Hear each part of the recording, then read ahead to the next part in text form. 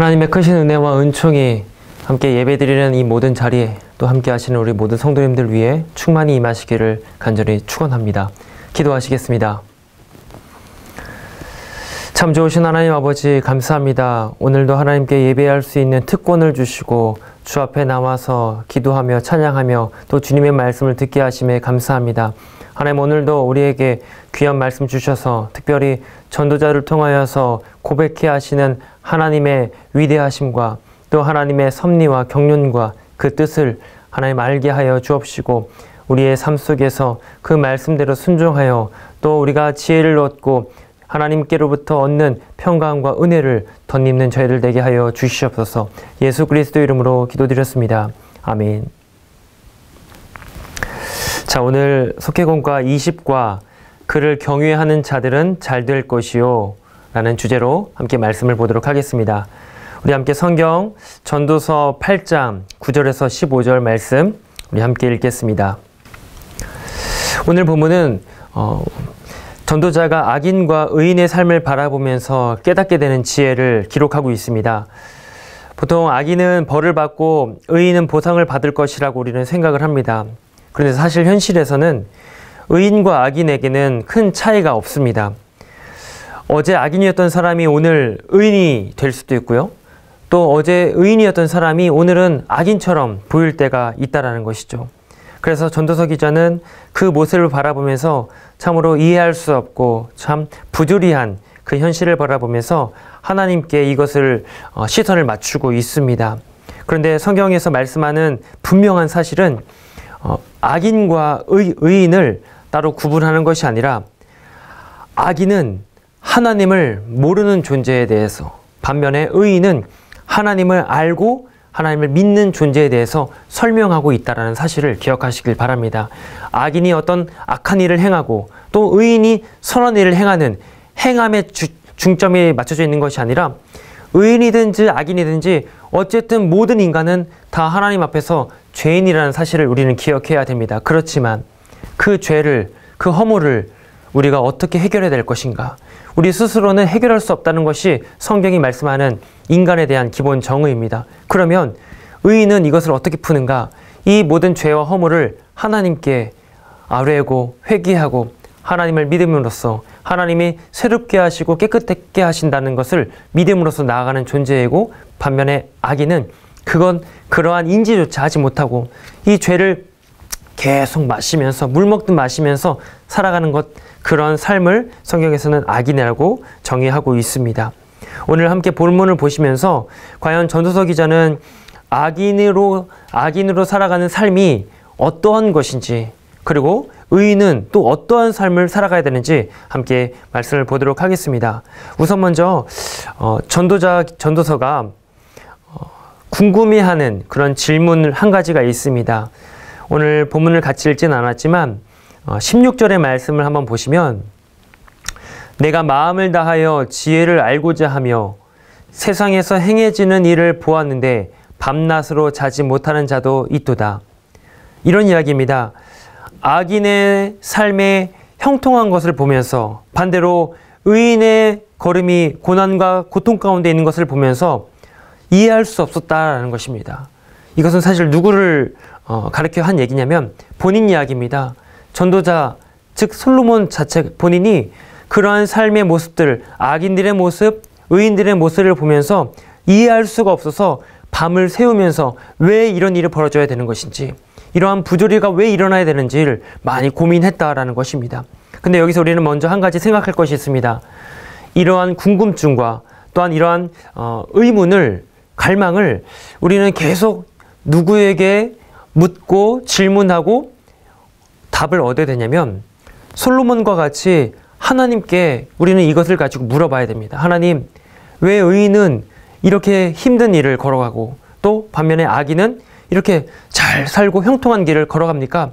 이 궁금증을 우리는 항상 하나님께로 물어 올려야 됩니다. 이러한 것이 바로 우리 성도들의 삶이라는 것이죠. 악인은 되어지는 삶의 모습들, 세상의 모습들을 보면서 그냥 인간적인 방법대로, 세상의 방식대로 이해하지만 우리 의인인 성도들은요, 이 모든 문제들, 악한 일이든 선한 일이든 이 모든 것들을 하나님께로 집중하여서 하나님의 시선에서 하나님의 이끄심 속에서 우리는 이것을 풀어지고 또 이해하고 또 해결해야 되는 그런 특권이 또한 그러한 기쁨이 우리에게 있는 줄을 믿으시기를 바랍니다.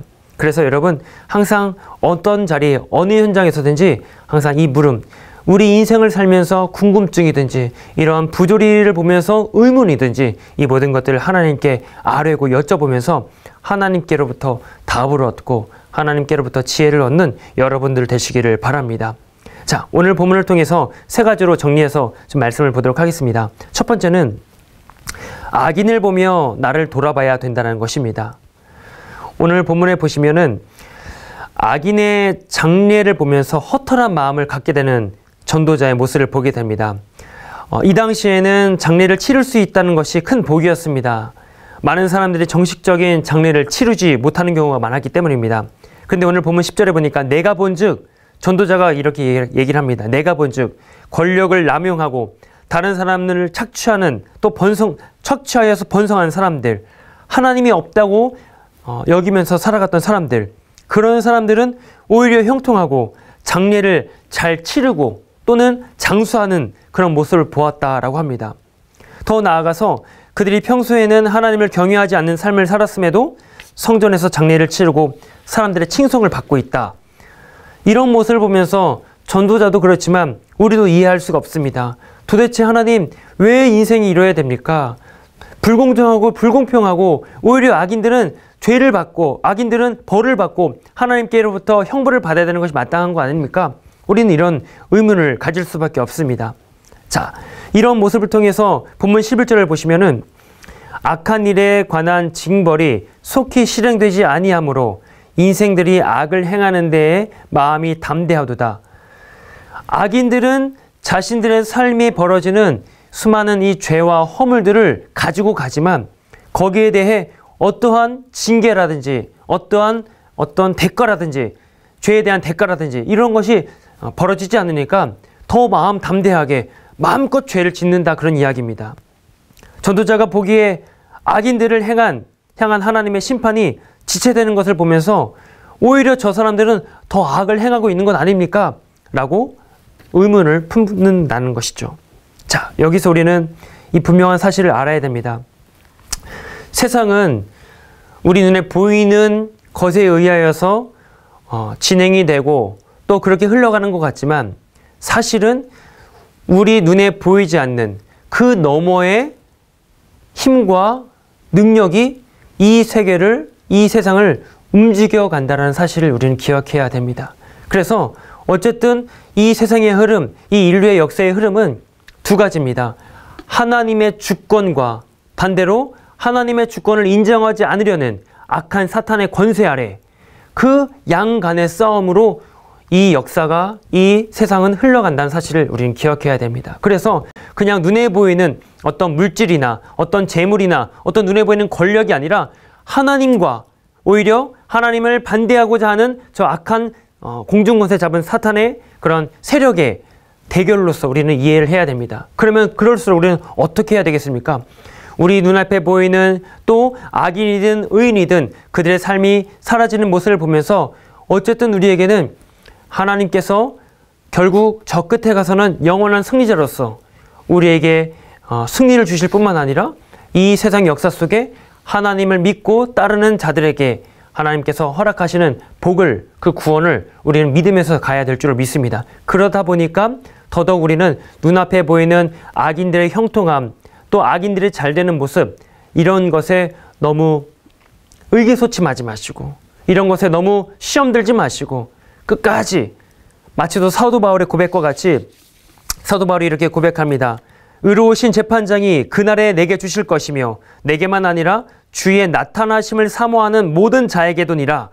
자신의 모든 결론과 끝을 누구에게 집중하고 맞추고 있냐면 의로우신 재판장이신 하나님, 그 하나님께 마지막에 결론을 내어 맡기고 자기는 이 길을 끝까지 뚝심 있게 수많은 핍박과 박해 속에서라도 복음을 전하며 그 길을 가겠다라고 고백하고 있습니다. 지금 사도 바울은 감옥에 갇혀서 이도저도 어쩔 수 없는 그런 형국에서 정말 눈앞에 보이는 사형 언도 앞에 인간적인 마음에서는 낙심하고 좌절할 수밖에 없지만 그것을 넘어섭니다. 눈에 보이는 로마 황제의 권세를 넘어서서 하나님께서 영원한 승리자로서 우리에게 의로우신 재판장으로 나타나실 것을 바라보면서 그것을 바라보며 기쁨 속에, 희락 속에, 즐거움 속에 사도 바울은 이 고백을 하고 있다라는 것입니다.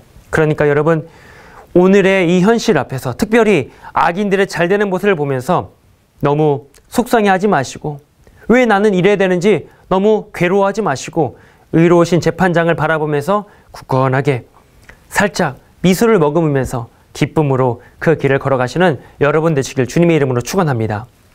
두 번째는 부정적인 생각은 빨리 멈춰야 합니다. 악을 행한 사람이 형통한 삶을 사는 것, 그리고 그 악행이 빨리 잊히는 것은 오늘날에도 벌어지고 있는 일입니다. 이러한 사회의 부조리와 정의롭지 못한 모습을 보며 허탈한 마음을 갖게 되는 것이 사실입니다. 그럼에도 그 생각이 하나님께 불평을 쏟아놓고 하나님을 부정하는 데까지 이어져서는 안 된다는 것을 기억하시길 바랍니다.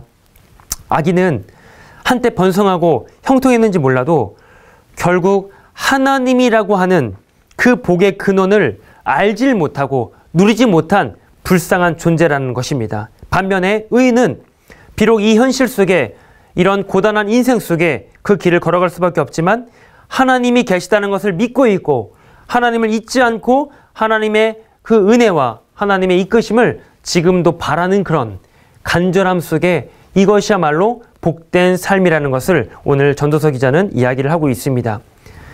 본문 12절에 보시면 악인의 장수에 대해서 이야기를 하다가 갑자기 하나님을 경외하여 그를 경외하는 자들은 잘 될 것이요 라고 말씀하고 있습니다. 그리고 본문 13절에서는 악인은 잘 되지 못하며 장수하지 못하고 그날이 그림자와 같으리니 이는 하나님을 경외하지 아니함이라 라고 고백하고 있습니다. 전도자가 잠시 악인의 형통함을 보면서 허탈한 마음을 가질 때도 있었습니다. 그런데 순간 그 시선을 하나님께로 돌이키는 순간, 하나님께 그 시선을 고정하는 순간 하나님께서 보여주시는 그 놀라운 역사를 눈여겨보게 됩니다. 그것이 뭐냐면 결국 하나님을 경외하는 것과 경외하지 않는 것, 하나님을 인정하고 믿는 것과 그렇지 않는 그런 삶의 결론을 전도자는 보게 되었다라는 것입니다. 이것이 바로 전도자가 말하는 지혜입니다. 그래서 잠언에서도 여러분 잘 아시는 말씀처럼 여호와를 경외하는 것이 지혜의 근본, 모든 이 땅의 지식, 어떤 해박하고 또 박식 있는 그런 사람들의 모습이 아니라 진정 인류의 인생의 지혜는 하나님을 경외하는 것에서부터 시작된다는 것을 기억하시길 바랍니다. 전도자는 악인의 날이 그림자와 같다고도 얘기를 합니다. 그림자라는 것은 뭡니까? 실체가 없는 겁니다. 눈에 보이고 또 어떤 어마어마한 그런 모습처럼 우리 앞에 다가올 수 있겠지만 결국은 아무것도 없는 허무한 것, 잡히지도 않는 것, 공허함만 남는 것, 그것이 바로 그림자라는 것이죠. 실제로 악인들의 삶의 결론은 그림자와도 같습니다. 남는 것이 없다는 것이죠. 결국 그 끝에는 이 땅에 있는 어떤 것도 심지어 하나님조차도 남지는 않습니다. 그러나 의인들에게는 분명한 것이 있죠. 그 끝에는 그림자가 아니라 실체로 만져질 수 있는, 실제로 눈에 보여지는, 실제로 경험할 수 있는 하나님이 계시다는 것, 그리고 그분은 오늘도 나를 사랑하시고 나와 동행하고 계시다는 것, 이것을 의인의 삶의 끝에서 분명하게 깨닫고 고백하게 하실 줄로 믿습니다. 이따가 사라지는 것이 아니라 결국 하나님의 때 하나님이 주시는 귀한 열매를 의인들, 바로 여러분들은 경험하고 누리게 되실 줄로 믿습니다. 끝으로 세 번째는 아직 끝이 아닙니다. 악인의 형통이나 번성함이 때로는 우리에게 실망과 좌절을 주기도 합니다. 오히려 세상은 거짓과 속임수를 쓰더라도 많은 것을 소유하고 힘과 권세가 있는 악인들, 하나님의 존재를 부정하는 이들을 칭송할 수가 있습니다. 정직한 자들이 피해를 받고 고통을 당할 때도 있습니다. 세상의 많은 부조리들을 어떻게 받아들여야 할까요? 오늘 본문 15절에서 전도자는 내가 희락을 찬양하노니 이는 사람이 먹고 마시고 즐거워하는 것보다 더 나은 것이 해 아래에는 없음이라 라고 말씀합니다. 여러분, 여기 전도자가 말했던 희락이라고 하는 것은 죄송합니다. 히브리어로 심하라고 하는 단어를 씁니다. 이 단어의 원래 뜻이 뭐냐면요, 하나님이 주시는 기쁨이라는 뜻입니다. 하나님이 주시는 기쁨.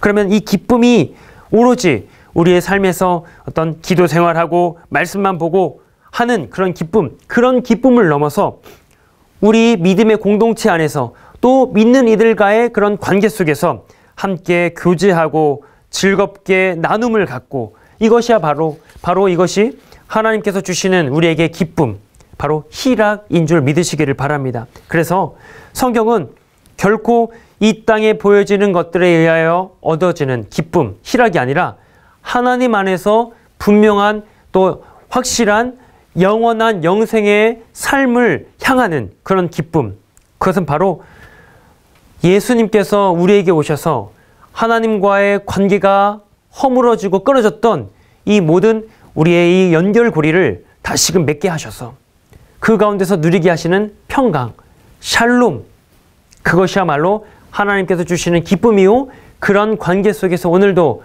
하나님께서 또 위로부터 주시는 그런 은혜를, 그 복을 누리며 살아가는 것, 바로 우리 성도들의 기쁨이요 희락인 줄 믿으시기를 바랍니다. 전도자는 계속해서 해 아래 새 것이 없다라고 말씀합니다. 인생은 저마다 이 땅에서 답을 찾고자 하지만 하늘을 바라보며 살지 않는 한 어떤 답도 얻을 수 없다는 것입니다. 즉, 하늘은 우리의 하나님을, 우리의 주님을 바라보라는 것이죠. 결국 그 끝에는 하나님께서 우리 의인들에게, 즉 하나님의 택한 백성들에게 주시는 기쁨과 또 영원한 삶과 더 천국 소망을 우리에게 허락하시고, 우리는 그 걸음 속에 이 땅에 고되고 힘들고 또 어려운 난관들을 우리 만날 수밖에 없지만, 그것마저도 우리는 담대하게 주와 함께 견디고 버티고, 결국 그 끝에서는 그리스도께서 우리를 향해 표대를 꽂고 계시는 그 자리에서 주와 함께 손을 높이 들고 함성을 지르며 기쁨과 찬양을 주 앞에 올려드리게 하는 날이 올 줄로 믿습니다. 오늘 다시 우리는 시선을 하나님께로 고정해야 됩니다. 주님께 우리의 모든 시선을 맞춰야 됩니다. 그것이 바로 그를 경외하는 자들, 그들은 잘 될 것이다 라고 말씀하고 있습니다. 이러한 복과 이러한 은혜를 오늘도 누리시면서 여러분의 삶의 자리뿐만 아니라 우리 모든 속도원들, 우리 모든 믿음의 동역자들에게 함께 이것을 나누시고 또 함께 경험하시는 은혜가 있기를 주님의 이름으로 축원합니다. 기도하시겠습니다.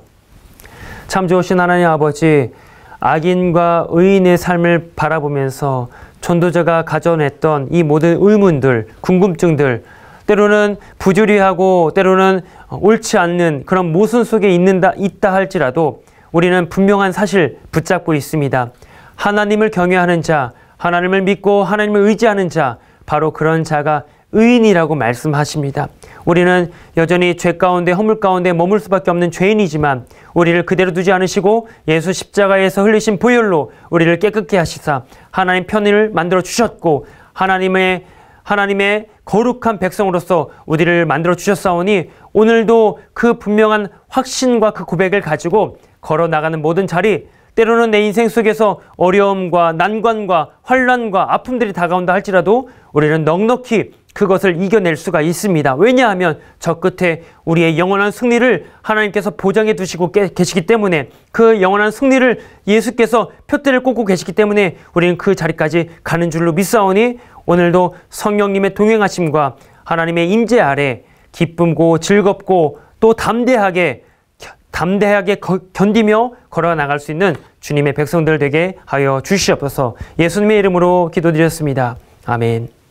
하늘에 계신 우리 아버지여, 이름이 거룩히 여김을 받으시오며 나라의 마옵시며 뜻이 하늘에서 이루어진 것 같이 땅에서도 이루어지이다. 오늘날 우리에게 일용할 양식을 주옵시고 우리가 우리에게 죄 지은 자를 사하여 준 것 같이 우리 죄를 사하여 주옵시고 우리를 시험에 들게 하지 마옵시고 다만 악에서 구하옵소서. 되게 나라와 권세와 영광이 아버지께 영원히 있사옵나이다. 아멘.